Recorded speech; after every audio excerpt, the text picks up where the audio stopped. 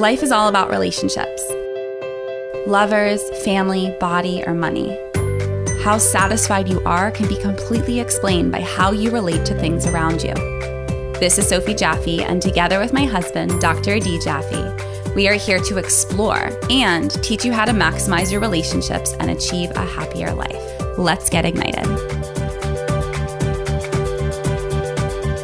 Hello, everybody, and welcome to this episode of the Ignited podcast. I'm Adi Jaffe. And I'm Sophie Jaffe. And last week we brought you sex, and this week we're going to bring the result of what happens after you wait and bake in the oven a little bit, and you end up with a little baby, just like Noah is here right now. Yep, I'm feeding Noah as we speak. Yeah, and a lot of people have been DMing me, DMing Sophie, wanting to hear more about parenting. Noah is our third baby, and if I can be honest, I never thought that I'd have 3 kids. We ended up with 3 kids because we had 2 boys, and Sophie's always wanted a girl. And we can get into, I think we will actually have a whole episode on the work on our end, both on Sophie's end in terms of getting us to have a third, but also on manifesting this little baby girl. And she's here and she's perfect. And a lot of people have been, I don't know about you, Sophie, are people DMing you too, wanting to hear about, we talk about our kids sleeping relatively well and being pretty calm. Do people DM you asking, how do you do it? Sure. Yeah. All kinds of questions. Yeah. I mean, it's such a wide area. There's so much to talk about in this parenting, the umbrella of parenting. Yeah. But we're going to try and focus today on just a few topics and then, continue asking questions and letting us know what else you want to know. Because this could just go on forever and ever. Yeah, and I think that's what we decided is we will have kind of subtopic specific conversations and let you guys into knowing how we parent. Now, again, I want to make this really clear. Just like in our relationship, we're not saying you have to live the way we live in our relationship. Absolutely not. We're just sharing because you guys seem interested in knowing our technique, our approach, our philosophies, and we're still honestly figuring it out. Just like in our relationship, we're figuring it out as we go, and we're writing that rule book as we go. So Absolutely. It's definitely an ebb and flow, and we're just on this discovery, just as, if you're parents, you are too. Totally. That being said, all 3 of our babies have been pretty good sleepers. And so, we haven't struggled with, and we'll talk about why, I think, we haven't struggled with that issue of I never sleep because my baby's always up. Now, there are, just as I say that, there are always other medical issues, right? Like kids are born with colic and they can't digest food appropriately. There are all these issues. I'm not talking about those. That's a totally separate topic, and we should probably have like a pediatrician come in and talk about those. That would be really cool. And a doula and all those kinds of individuals down the line. What we're talking about today are just parenting concepts that have worked really, really well for us, and we hope will benefit you guys. Yeah. And so the overall topic is, how do you know how to treat your baby? And we're really big, and it's taken us a little while, but we're really big on the notion of really listening and paying attention to what the baby needs, but we also put structure in place. So it's kind of this moderation attitude, I guess, like we do with everything else. Yeah, it's moderation. It's, there's these rules. We read certain books like the 12-hour sleep night, and there's all these, it's not exactly what it's called, but it's all about getting your child to sleep 12 hours and sleep training. And we read those books, but we also found what works for us and a middle ground. Absolutely. And I want to say that, I always say this when people ask me how our babies are so calm, and I have to, for those of you who are either expecting or for those of you who are in the process of trying to get pregnant, I think I'm a pretty good father to babies, and we'll talk about that down the line. That probably won't make it into this episode, but what happens in the womb and the amount of care and stress levels and nutrition, et cetera, that come in when the baby is in the womb, I can't believe don't have anything to do with why we have the babies that we have. Sure. And so you all know, those of you who follow Sophie, if you don't follow Sophie, it's sophie.jaffe on Instagram. But Sophie's not only coming from a nutrition standpoint, but also from yoga. And so out of many women that I've known in my life, Sophie, you're calmer, I would say, during pregnancy. And Sophie kind of lets stress just kind of glide off of her instead of letting it deeply impact her.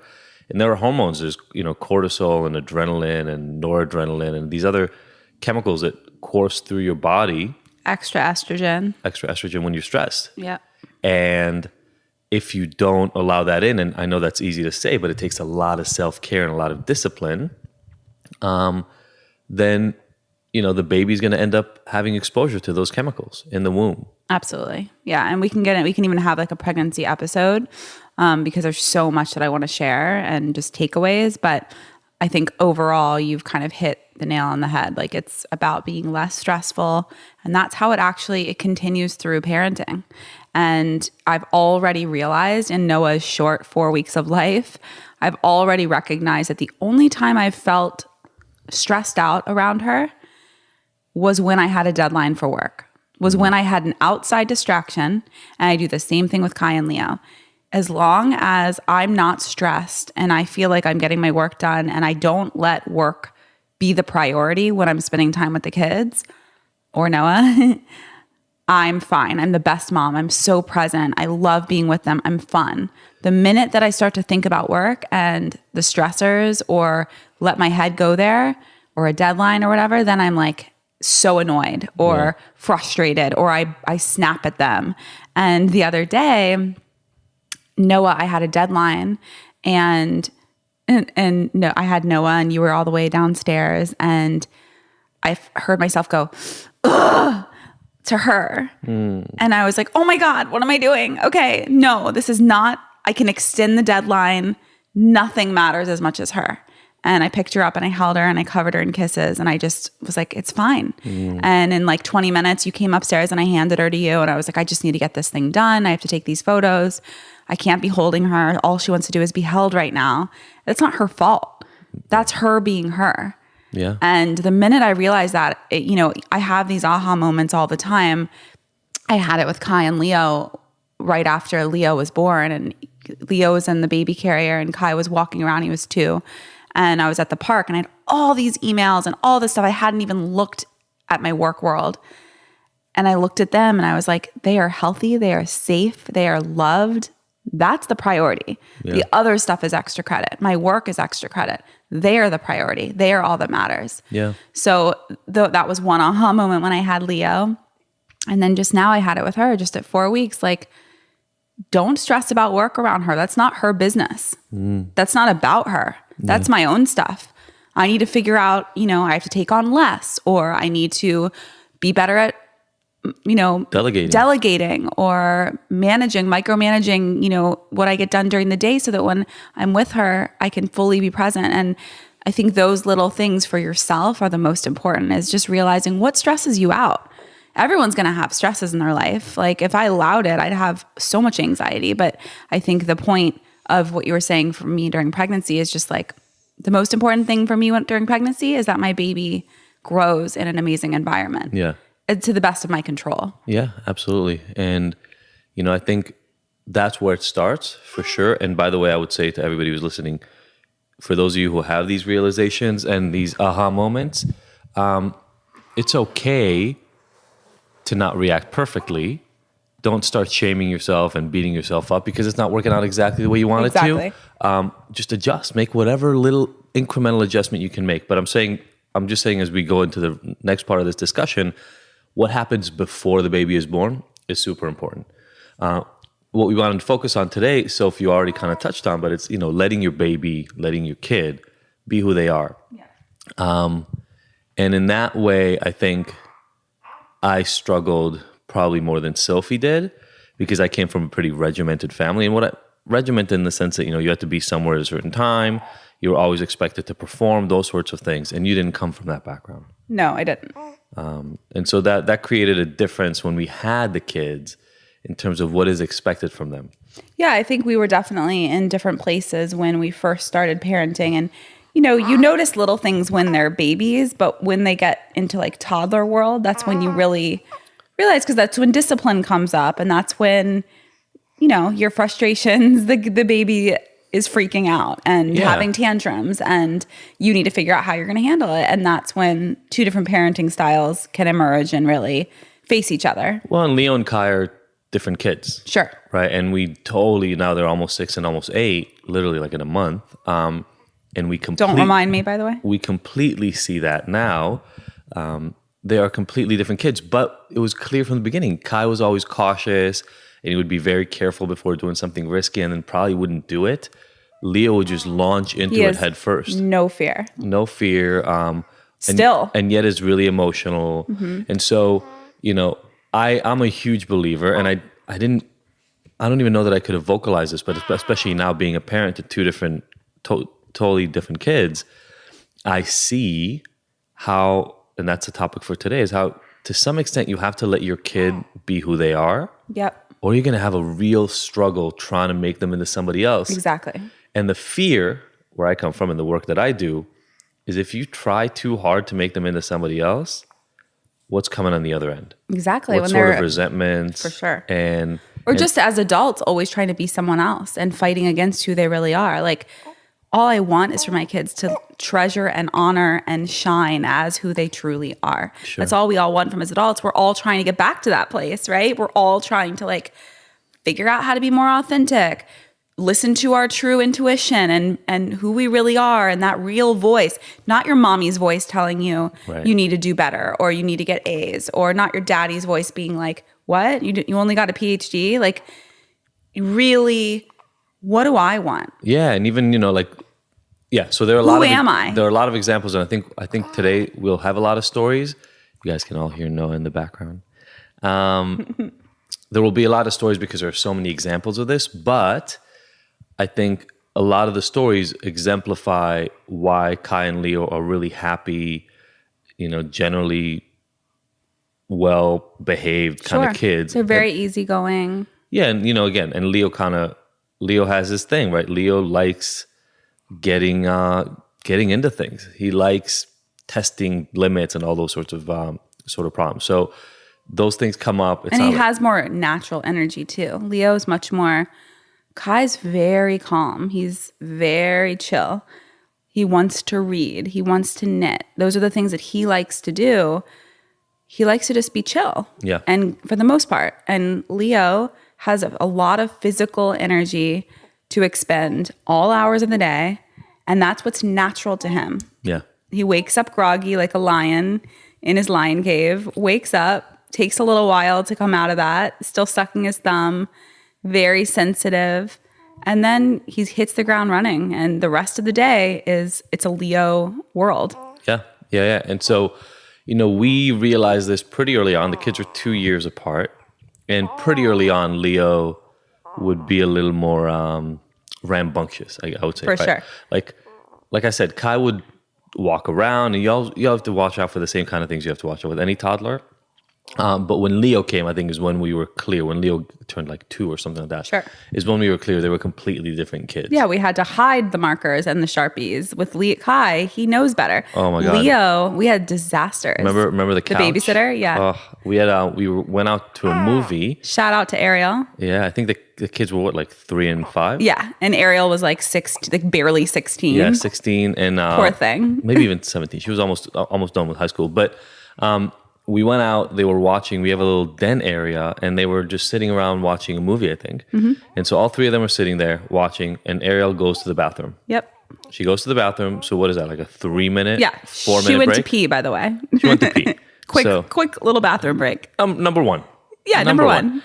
And our bathroom was 15 feet away, 20 feet, so on the other side of the room. So she goes, and then she comes back. In the 3 minutes, Leo had gone into a drawer, discovered a black wood correcting marker. So if you guys don't know what I'm talking about, there's like these markers where if you get a chip in wood or if you get a scratch and the varnish, like the stain isn't showing through anymore and it gets lighter, you can cover it up with a pen. And so there are these pens and they're really, really hard to get off on purpose because you're supposed to paint wood with them. And so he's holding one of these pens in his hand and he's just painting the sofa fabric. I'm sitting on that same sofa right now, by the way, so it did come out. But he's just drawing on it. Yep. And like on the wall, around it. And she had no idea what it was. She thought it was maybe a Sharpie. She was freaking out. And I mean, I'm imagining part of the reason she's freaking out is because what am I going to say to his parents? Not even just what he's doing. Totally. Wait, how do I'm supposed to be responsible, and then this kid is like destroying Disaster. the den. Yeah. And so it came out, and she told us about it. She tried to wash everything. It all came out. I think we actually bought replacement things. No, but it all came out. Yeah. Yeah, we still have it. Awesome. However, the point is, Kai would never do that. That's what Leo does. Yeah, and it's Leo draws on our walls. and he is, to him, he's being an artist. He's expressing himself, Right. and so it's always like this fine balance of figuring out how to let them be themselves and allowing there to be some boundaries so that they feel safe. And I think that's something that I appreciate about the way we parent that I never had. I had no boundaries. Right. I had no boundaries. My entire childhood, I never had a boundary. Right. And My I feel mom like would that's probably tell- where I come in more. Exactly. Well, and I also I'm full of boundaries now in my life. Yeah. Like as a grown adult, I crave boundaries. I crave consistency. And, I'm a Taurus. That's what I want. That's what I crave. That's why I felt so uneasy growing up, is because my nature is wanting to be safe and feel, all of us want to feel safe, but really I'm a homebody. I want rules. I want to feel safe. Totally. And I didn't feel safe in my home a lot because I didn't know what was coming. Yeah, and the kids need those boundaries too, right? Because obviously everybody listening right now can understand it is not okay, and it wouldn't be okay for Leo to walk around and just paint whatever he wanted to whenever he wanted to. There are laws against that. It's not, you can't just do it out on the real world. But what we've done now is, they have their little art corner. And Leo loves it, and he loves to go out there and draw. And it took a little while for him to kind of, if I'm being honest, it took a little while for him to understand you draw on these pieces of paper and you don't draw outside of it. But if you think about it for a second, that is hard to understand. Yeah, of course. Like, wait, why the wall is white? No. Why can't I do that, right? And by the way, you were talking about boundaries. One of the things we did with them, which I felt worked really, really well, was when they would screw up a boundary, when they would cross it somehow, I really tried to have the consequence related to the thing that they did. So like we buy these white erase markers, and when they draw on the wall. By the way, if you ever have some kind of scuff or thing on the wall, like say you bump up against it and something dark comes on the wall, if you have white walls, brown spots and black spots come up. These white erase, we need to get them to sponsor us. They're amazing. Like I would totally be their rep. Yeah, they're amazing. If you guys don't amazing. know what we're talking about, you've lived under a rock for a while, but these things are amazing. They get rid of any spot on the wall. Yeah, even remember he drew on the white Table, the dining room table, and with a Sharpie. That took a lot of work, and it came out. That was a Sharpie, and it took a lot of work, but it came out. But the point is, when they do something like this, I go, cool. Now you're have to clean it. And so they learn the back and forth, and Sophie, as you pointed out so easily before, we all aspire to being able to be comfortable with who we are. And I want to make sure that we don't do the opposite to our kids on the front end, so they're not fighting that battle. Exactly. So while Leo has that side to him, the really physical, rebellious side to him for sure. And wild. And it's funny because when he was little, we would joke around and call him a terrorist. And I was like, we got to stop that. Yeah, Dee was like, we can't call him that. And I was like, it's just a joke. But just like with anything, it's all energy. And even though we were totally joking and we adore Leo, we are in love with Leo, it's so obvious to us. If he were to ever feel that energy and hear that quote joke, right, that would really hurt his feelings. It would either hurt his feelings or it would give him the self-concept that that is who he is. Sure. And I fight against that with people all the time. Like, yeah, you're the slow one. You're the lazy one. Exactly. You can't, you hold on to one of those from when you were a kid. You hold on to this isn't good enough. You're never good enough. Right. And your dad was joking. Yeah, I'm sure he was joking. I'm like, I can't talk to him now, but I guarantee he was joking. He was joking. It's just insane that story would be real. Adi got a 97% on a test, and the way he remembers the story, which is the most important thing, by the way, is your perception. His perception is that his dad was like, what happened to the other 3 points? As if a 97% wasn't good enough, when really, I know his dad's sense of humor. He was just like, this is such a good score. Yeah. And joking around, like, oh, where are the other 3 points? So why didn't you get 100? You're so close to it. You're at 97. I know your dad, and the way that he would have said that, I can hear him and see his face saying it. Totally. He totally meant it with the most amount of love, but the way you perceived it was, I'm not good enough.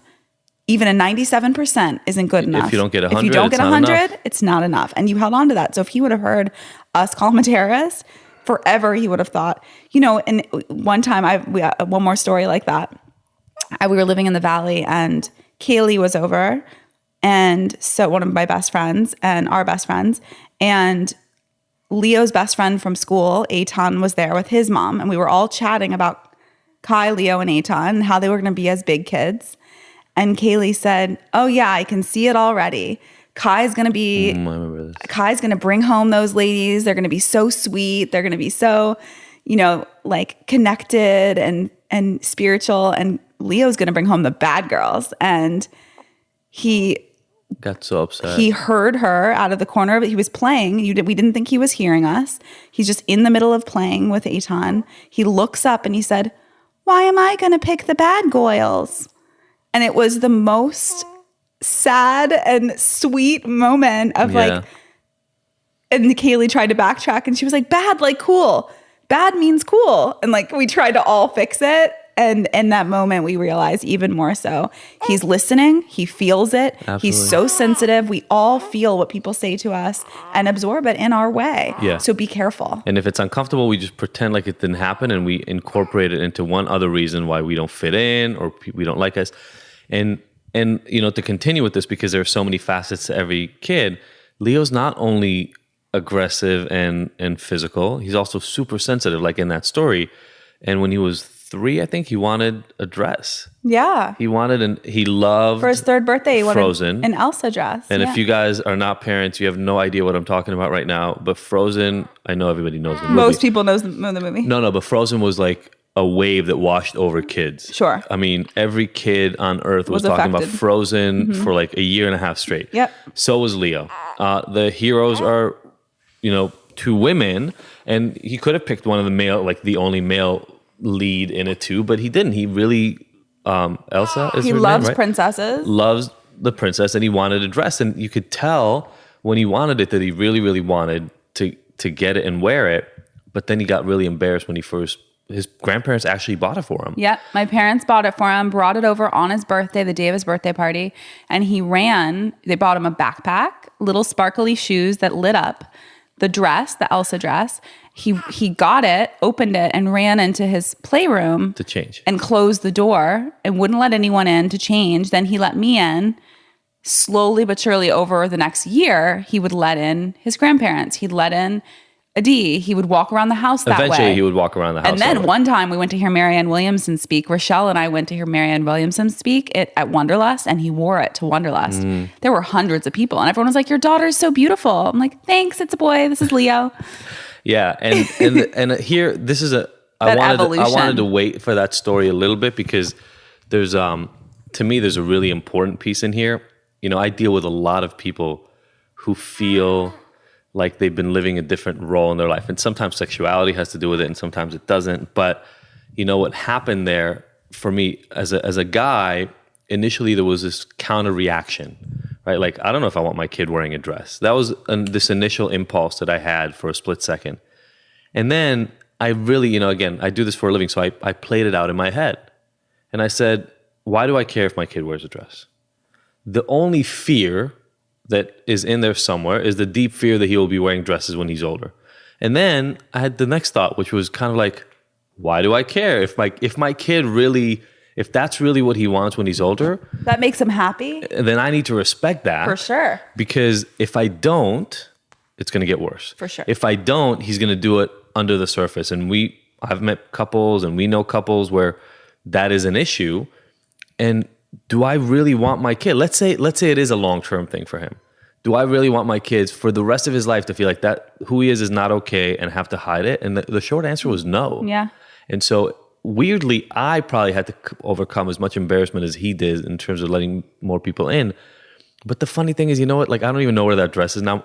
Leo still loves costumes. Oh, yeah. And he'll probably wear it, like once or twice a year? He puts on my dresses now. Yeah. He just comes down wearing my hat and my dress and does a dance for us. Like, just because the Elsa dress is gone doesn't mean the desire is gone. Yeah. And it's, it's maybe less often and he doesn't think about it as much. He's kind of out of the, dressing up stage as much anymore. He used to dress up every single day as superhero. But he'll still put costumes on when you go to the store. Sure. I know, but my point is... And he loves dressing up and like, because we've encouraged it, it's now a part of, he loves to dress up. He loves to put on an amazing outfit. He loves all dressing up. All clothes. Right, exactly. So that's my point is. You never know where it'll lead. My instinct initially was that this specific kind of dressing up is bad.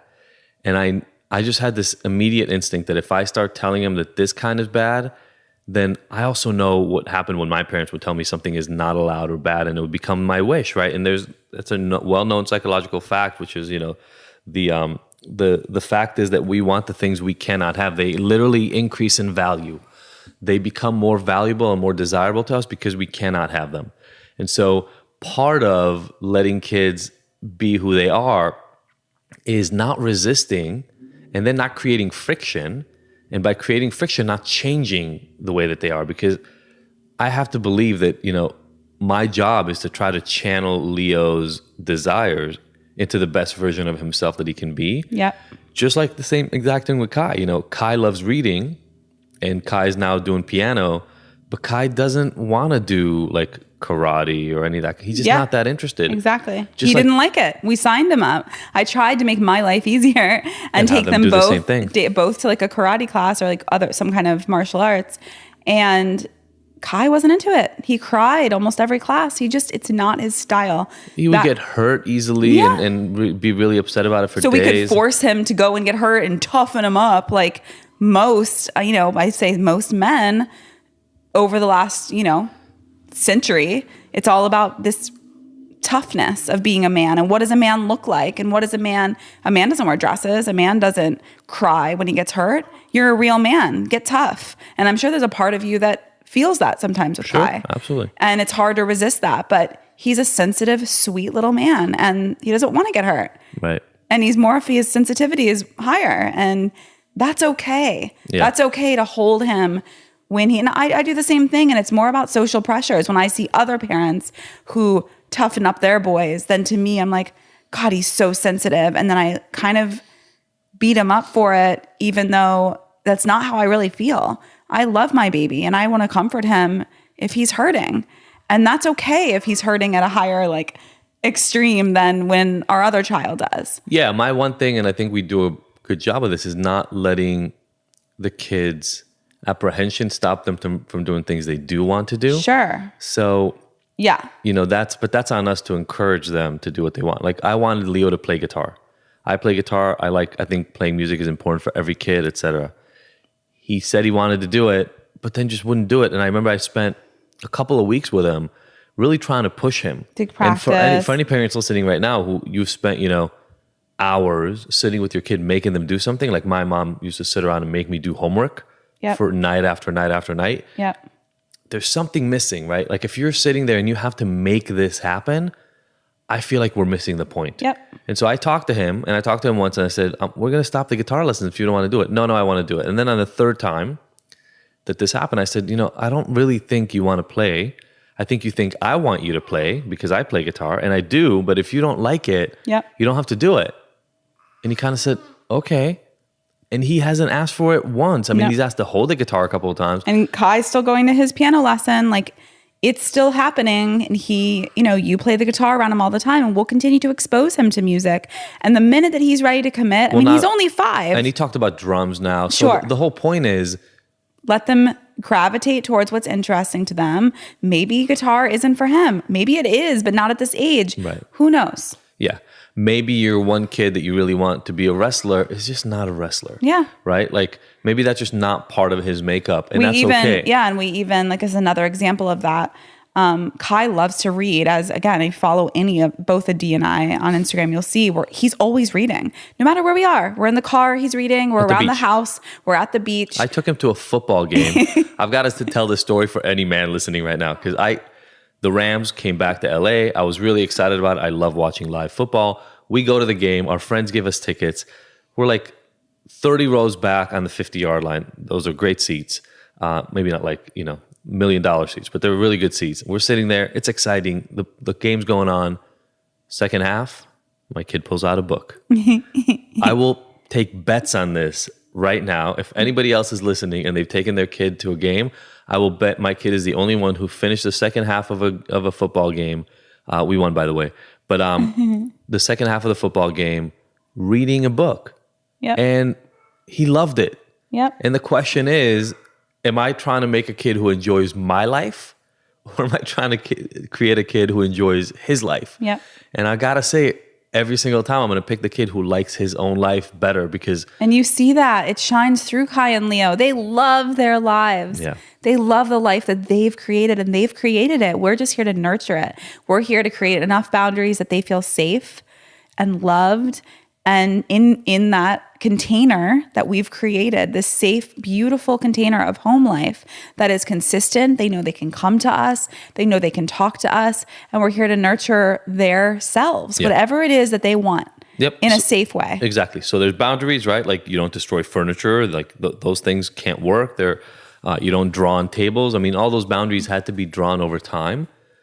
Our emphasis is always on, okay, if that's something you want to do, how do you do the thing you want to do, but in a healthy way so that you're not destroying everything else? And Exactly. I think that's an important and the way that there. you interact with other kids and the way you interact with other parents, like continuing to be respectful while being who you want to be. So Leo's very loud and very, he walks into a room and he's the personality. We're teaching him now, be aware of the room when you walk in. Be aware of the people. I mean, I know adults that aren't aware of their energy when they walk in a room. And it's honestly very selfish to walk into a room, demand attention, be loud, not be cautious and aware, and have that social, connectiveness to look around, take in the room, and then adjust your behavior accordingly. You're not changing who you are. You're just not making it all about you. And at 5 years old, it's probably okay to be selfish. Of course. But it's time to start paying attention to those He just cues. needs to pay attention. So when he walks in, when he's being really loud and the baby's sleeping, like, Leo, the baby's sleeping, look at her. Take that in before you're yelling in her ear. It's just an awareness thing. And I think if we start to integrate these things that give them the ability to be who they really are, but in a safe way that's respectful and careful, I think that's really, really most important, is that they're good people and that other people can feel that and that they care. And they do. They care so much about other people. And they're so sensitive and so loving. And I'm proud of that. Yeah. And we have to just continue that because, as you all know, like teenage years are upon us, and it feels like teenage years start at age 9 or 10 now with our society, with that attitude. So I think for us, it's really important that we just keep them pure, keep them good, keep them being caring individuals and respectful to themselves and others, and we'll hopefully be okay. We'll check in and let you know. We'll keep checking in. Yeah. And I think we'll talk about schooling. There's so many different pieces of this puzzle that we will for sure talk about. But I want to get to the relationship tip because, look, around parenting, there are a lot of things that you need to think of in terms of your relationship. And we'll talk about self-care and all those things down the line. But one of the things that I wanted to really focus on today is the relationship tip for today is don't assume that you'll be on the same page around schooling and around parenting in general. Talk about your parenting expectations. And, that's something Sophie and I went through quite a bit in the beginning. I think like in so many other areas of life, you think, I met a person I really love, everything will work out. And it might if you do the work to get along. Well, I think foundationally, we really agree on the things that matter.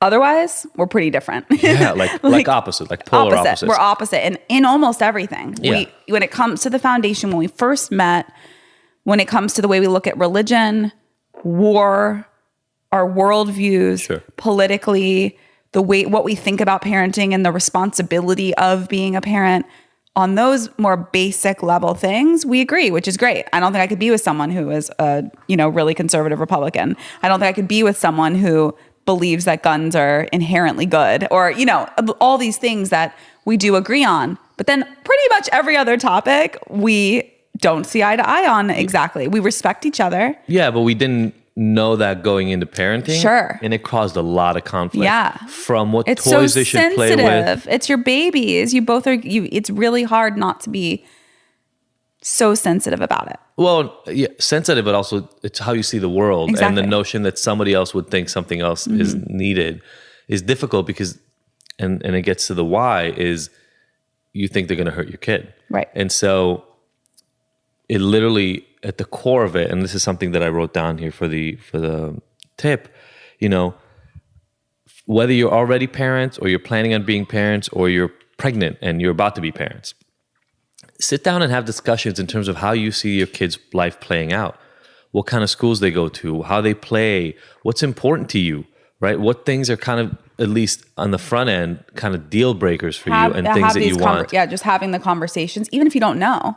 Well, you do know there's a thing inside of you that is an impulse. Sure. And get that out on the front end, because you might not care that much about it right now. And if you have the conversation right now where there's not a kid there yet, it's a lot easier to make those decisions. Yeah. If you're 3 months before enrolling in school and you got to figure out what school to enroll in, and then you have the discussion, it can get tenuous and you can start finding yourself running around like a chicken with your head cut off. And just so you know, this applies to everything. How do they play? Like in our house, they barely use devices, although devices get in, right? Like I bought Kai this Kano little computer thing and he loves it, but it's also a screen. So even though he's quote unquote programming, it's still a screen and we limit that a lot. How do you feel about screen use? TV use? Schooling? What kind of schooling do you expect them to have? That this kind of gets back to the... Yeah, is it more academic? Kai's a reader. Yeah. Leo's less of a reader. We talked about this just the other day. I kind of was starting to feel like I want Leo to train in reading because he's not really excited about it and he's not doing a lot of it. And Kai reads for him. And when they're in, the type of school that we chose for them is a Waldorf school, which we will tell you much more about. We're going to have one of our favorite teachers from there on our podcast. But they don't even teach reading till they're 7, till they're in first grade. And Leo's just now going into kindergarten. So when I stepped back from it, because emotionally, of course I want Leo to be interested in reading, but it's not my job to force him to do something that he isn't interested in, just like we talked about with music, with guitar. It's not our job to push it and expect it when he doesn't enjoy it. So let him be himself and thrive in the ways that he's already thriving and enjoy his life, and we'll get there. So here's what's important in that conversation for me is to get to the why, right? And the reason that it was important to me is I see Kai enjoying reading and just absorbing information left and right and learning so much about the world because he can read, and Leo not doing it. Mm-hmm. And so my first thought was I don't want to handicap my kid so that down the line he's not as able and not as capable of doing other things. And then I have to think to myself, as long as he's not so late in reading, and as long as he picks it up over the next year or so, I don't think it'll end up having a huge impact. But I had to really connect to the why for me, and not start comparing him to Kai all the time. Letting him be who he is. Yeah, and so again, what kind of school, and then what do you expect in terms of performance? What is okay for them to play, and what is not? Sports, music, device. Talk to your partner. Our solutions are our solutions. They don't have to apply to you. But you get to make up your own rules, just like we talk about with relationships. You get to write them up. You get to write your own rule book. You get to write your own story of how you parent, who you raise in this world, and who you love and how you love. And that's what we really want to emphasize. Yeah. And if you sit down with your partner and talk about those things ahead of time, and then the why do I care about this? Why do I want my kid to wrestle or play basketball or whatever? Is it because I did it in high school and I want them to be a cheerleader because I was? That's not fair. That's not fair to them. Yeah, or I want them to be active so that they're healthy. I mean, whatever it is for you, figure that out. And honor that and be true to that. Yeah, and then down the line, you're not going to be able to do this when they're 2 and 3, obviously. But later on in life, pay attention to the things that they're pushing out at you and see how you can still get your why with different specifics. Exactly. Like how can you still get what you're hoping to get with your child and support them in the ways you're hoping to support them, but maybe the specifics of the equation change because you didn't know your kid before. Exactly. Yeah. Cool. So any other last minute wise thoughts, No, my love? I think really I love that the point here, we had, I have a bunch of different things I want to talk about with parenting, but I think the really beautiful thing here is just honoring who they are and celebrating who they are. Like our kids actually, you know, they're in the industry. They both do acting, they both do modeling. And for me, it's really important that they stay humble, that they feel honored with who they are, but they continue to be really good people, all the things we talked about earlier. And I feel like that's the ultimate test, is being in an environment where these kids have a lot of ego, these other kids, and these kids, there's crazy set moms and there's crazy people that just want their kids to be famous. That is not what we're doing. We're saving up for college, and that's our why. And I think that you can do just about anything. You can expose your kids to just about anything. You can be in whatever environment, as long as you, like you said, remember the why. Yeah. And for me, with that kind of stuff, it's all about keeping them humble, challenging them to be who they really are in whatever environment we're in. Cool. Well, with that, we will leave you. Thank you so much for joining us, and we will see you next week. Bye. Bye. Thank you, everybody, for listening to the Ignited podcast. We were so happy to have you along for this ride. Please go and subscribe to this. Leave us a review. We love hearing from you. And if you want more, don't forget to go to ignited.com, where all the podcast episodes are available with show notes and so many of the little details and links from each one of these interviews. And you can look at all the future events that we have going on, all the things that make Ignited so special, even beyond this recording. Again, thank you so much for joining us. We will see you next week.